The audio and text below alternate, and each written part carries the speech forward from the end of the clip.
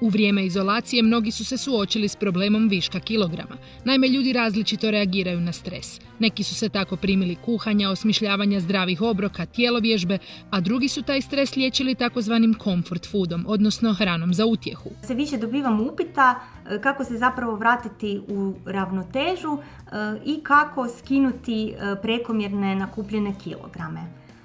Moj je savjet da najprije napravimo jedan dobar plan prehrane i strategiju kako ćemo zapravo mršaviti.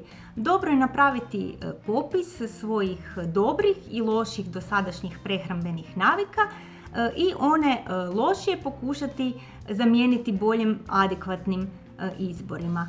Takav jedan popis svakako će nam ukazati možda i na neke naše greške koje smo radili prilikom izbora hrane i namirnica i moći ćemo zapravo odrediti koji su to bolji izbori i iz čega ćemo slagati zapravo naš zdravi jelovnik.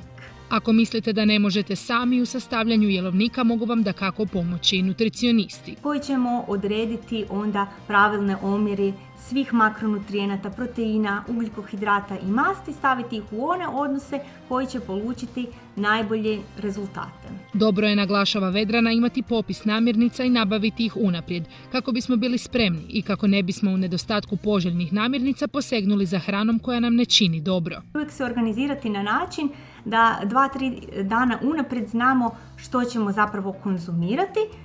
To će nam pomoći u organizaciji sad u ovim uvjetima kakve trenutno imamo, a i olakšat će nam samo provođenje plana. Važno je osvijestiti si činjenicu da restrikcijske dijete nikako nisu poželjne. Zašto? Najčešće su pomodne, nisu temeljene na nekakvim znanstvenim istraživanjima i često su vrlo manjkave, nerijetko isključuju čitave skupine namirnica, što može dovesti do određenih deficita, pa možemo manjkati na određenim vitaminima, mineralima, mikronutrijentima. Često su to i takve dijete koje će favorizirati određenu namirnicu ili skupinu namirnica, pa možemo doći u određene suficite i time narušiti svoje zdravlje. Osim toga, takvi režimi prehrane nikada nisu trajni, pa zato čim se vratimo u uobičajenom načinu prehrane, kilogrami se vraćaju.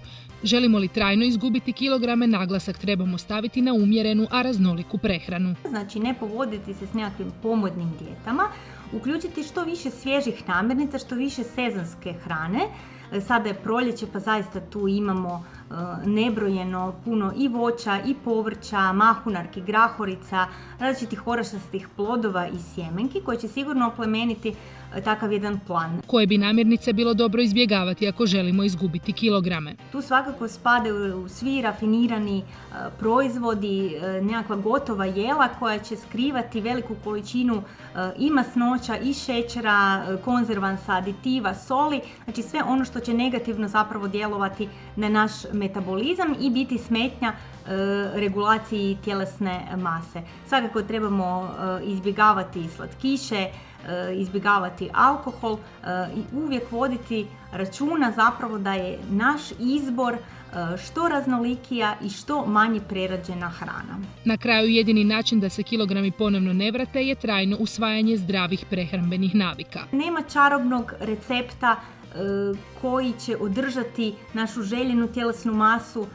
ukoliko se mi nezdravo hranimo, ukoliko počnemo slijediti opet nekakve stare, loše obrasce prehrane. Svi mi kada se borimo s viškom kilograma, najsretniji bismo bili da postoji čarobna formula pomoću koje bismo postigli željeni izgled.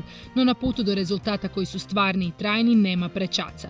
Zato ne samo zbog viška kilograma, nego prvenstveno zbog zdravlja, odlučite se na trajno usvajanje zdravih prehrambenih navika.